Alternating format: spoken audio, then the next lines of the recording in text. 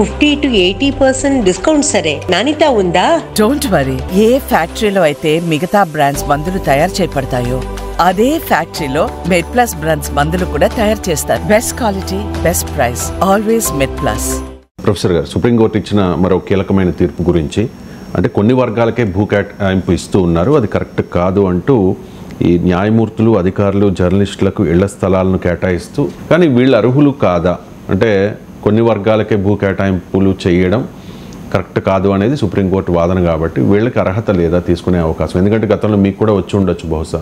నేను తీసుకోలేదు. 2007లో నేను ఎమ్మెల్సీగా ఉన్నప్పుడు ఆ ఎమ్మెల్యేలకు, ఎమ్మెల్సీలకు కూడా పుప్పాలగూడలో ఇప్పుడు ఇదే జీవో ప్రకారం ల్యాండ్ లెజిస్లేటర్స్ కోఆపరేటివ్ సొసైటీకి కేటాయించారు. I was eligible.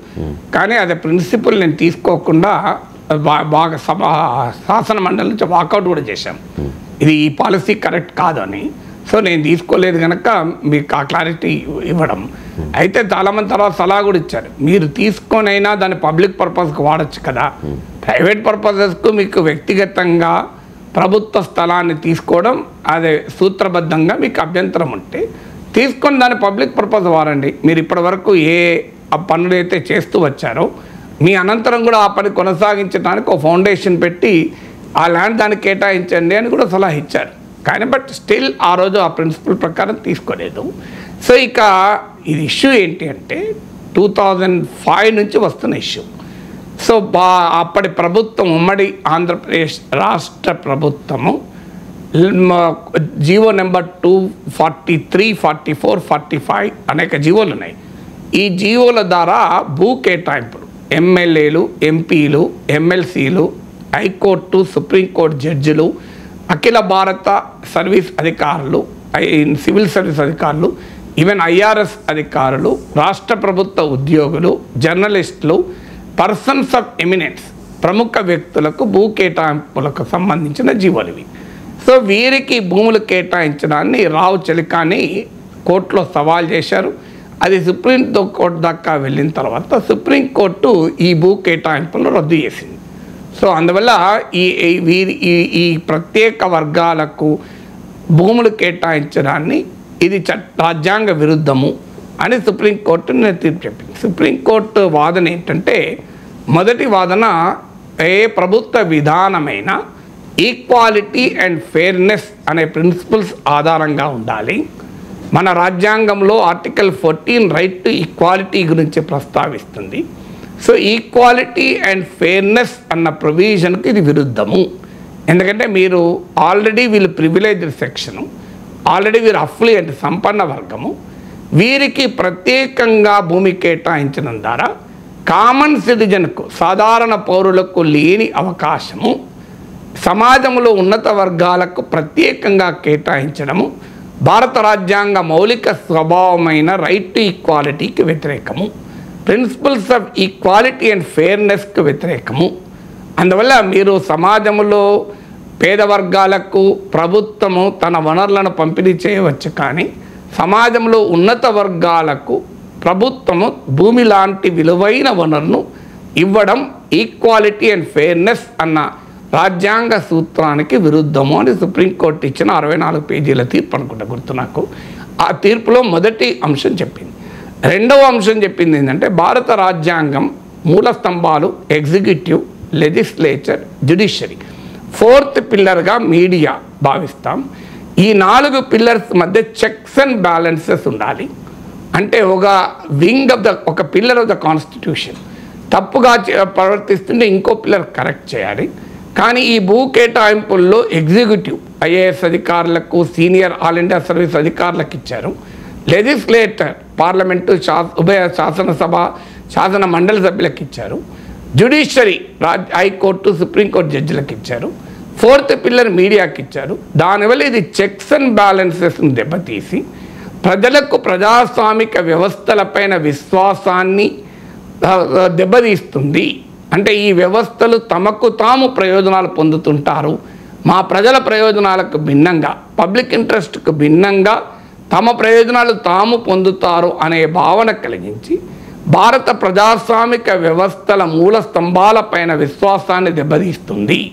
ఇది ప్రజాస్వామ్యానికి ప్రమాదకరం అని సుప్రీంకోర్టు చేసిన రెండవ అబ్జర్వేషన్. మూడో అబ్జర్వేషన్ ఏంటంటే, ఈ భూములు కేటాయించడానికి ఈ వర్గాలను ప్రత్యేక కేటగిరీగా సెపరేట్గా జీవో విడుదల చేశారు. అంటే వాస్తవంగా ఈ జీవోలు మా ల్యాండ్ అలాట్మెంట్కు ఏ రకమైన విధానాలు అనుసరించాలి, వ్యక్తులకు సంస్థలకు వివిధ పర్పసెస్కు ల్యాండ్ ఎలా ఎలకేట్ చేయాలి అనే అంశాన్ని తీసుకొని చాలా వివరంగా ఒక జీవోలు ఇచ్చారు. ఆ జీవోలలో ఈ ఎమ్మెల్యేలు, ఎంపీలు, ఎమ్మెల్సీలు, జడ్జిలు, అలాగే ఆల్ ఇండియా సర్వీసెస్ అధికారులు, జర్నలిస్టులు, రాష్ట్ర ప్రభుత్వ ఉద్యోగులు, పర్సన్స్ ఆఫ్ ఎమినెన్స్, వీళ్ళను ఒక ప్రత్యేక కేటగిరీగా క్లాసిఫై చేసి వీరికి భూ కేటాయింపులు చేయాలి. బేసిక్ రేట్ అంటే మార్కెట్ రేట్ కాకుండా బేసిక్ రేట్కి ఇవ్వాలి అని ఈ జీవోలు ఇచ్చారు. కానీ ఏ వర్గీకరణ అయినా ఎనీ క్లాసిఫికేషన్ అనేది టెస్ట్ ఆఫ్ క్లాసిఫికేషన్కు లోబడి ఉండాలి. అంటే ఒక వర్గాన్ని మనము వేరు చేసి ఒక పర్పస్ ఇచ్చేటప్పుడు ఆ టెస్ట్ ఆఫ్ క్లాసిఫికేషన్ ఉంటుంది. ఇప్పుడు ఉదాహరణకు ప్రభుత్వం ఒక సంక్షేమ పథకాన్ని అమలు చేస్తుంది, ఒక వర్గానికి అమలు చేస్తుంది. కానీ అమలు చేసినప్పుడు ఆ వర్గీకరణ అనేది ట్విన్ టెస్ట్ ఆఫ్ క్లాసిఫికేషన్కు లోబడి ఉండాలి. ఆ ట్విన్ టెస్ట్ ఆఫ్ క్లాసిఫికేషన్ ఏంటంటే, ఒకటి ఇంటెలిజెంట్ డిఫరెన్షియా, ఈ వర్గము మరో ఇతర వర్గాలతో స్పష్టమైన విభజన ఉండాలి. రెండవది nexus with the object of the law or policy, అంటే మీరు ఏ చట్టం కొరకైతే ఏ విధాన కొరకైతే ఈ వర్గీకరణ చేశారో, స్పెషల్ క్లాసిఫికేషన్ చేశారో, ఆ చట్టం ఆ విధాన మౌలిక లక్ష్యానికి లోబడి ఉండాలి. అండ్ దాన్ని Nexus with the object of the law and policy. ఇక్కడ ఆబ్జెక్ట్ ఆఫ్ ద పాలసీ ఏంటి? డిజర్వింగ్ సెక్షన్స్, అంటే అవసరమున్న వారికి భూములు కేటాయించడం అనేది ఈ విధాన లక్ష్యమైనప్పుడు, ఇలా ఒక ప్రత్యేక వర్గానికి మీరు సమాజంలో ఇతర ప్రజానీకం కన్నా అవకాశాలు ఉన్న సంపన్న వర్గానికి భూములు కేటాయించడం అనేది ఇంటెలిజెంట్ డిఫరెన్షియా కాదు. Nexus with the object of the policy object ఏమో డిజర్వింగ్ సెక్షన్స్కి ఇవ్వాలని, మళ్ళీ మీరు ఇస్తున్నదేమో డిజర్వింగ్ సెక్షన్స్ అనేక మంది సమాజంలో ఉంటే వారికి ఇవ్వకుండా వీళ్ళకి ఇస్తున్నారు, అందువల్ల ఇది టెస్ట్ ఆఫ్ క్లాసిఫికేషన్కు నిలబడదు అనేది మూడవ వాదన. నాలుగవ వాదన అన్రీజనబుల్ అండ్ ఆర్బిట్రరీ. దీనిపైన సుప్రీంకోర్టు అనేక తీర్పు, any policy which is arbitrary in character is bound to be violative of the constitution అని సుప్రీంకోర్టు అనేక తీర్పులో చెప్పింది. సో మీరు ఏ ప్రాతిపదిక పైన కేటాయింపులు, భూ కేటాయింపులు ప్రభుత్వం చేయకూడదు అని అనలేదు సుప్రీంకోర్టు. చేసినప్పుడు దానికి ఆర్బిట్రరీ ఉండకూడదు. ప్రభుత్వం తన విచక్షణ అధికారాన్ని ఆర్బిట్రరీగా, అన్రీజనబుల్గా వాడకూడదు. ఈ భూ కేటాయింపులు అన్రీజనబుల్ అండ్ ఆర్బిట్రరీ అనేది సుప్రీంకోర్టు తీర్పు. అందువల్ల ఈ సుప్రీంకోర్టు ఈ భూ కేటాయింపుల్లో కొన్ని basic principles of the constitution envisage చేస్తూ ఈ భూ కేటాయింపులు రద్దు చేసింది. భూములు గతంలో డబ్బులు చెల్లించిన వారికి వడ్డీతో సహా రిటర్న్ ఇవ్వాలి, ఈవెన్ డెవలప్మెంట్ ఛార్జెస్ కూడా రిటర్న్ ఇవ్వాలి అని సుప్రీంకోర్టు తీర్పు చెప్పింది.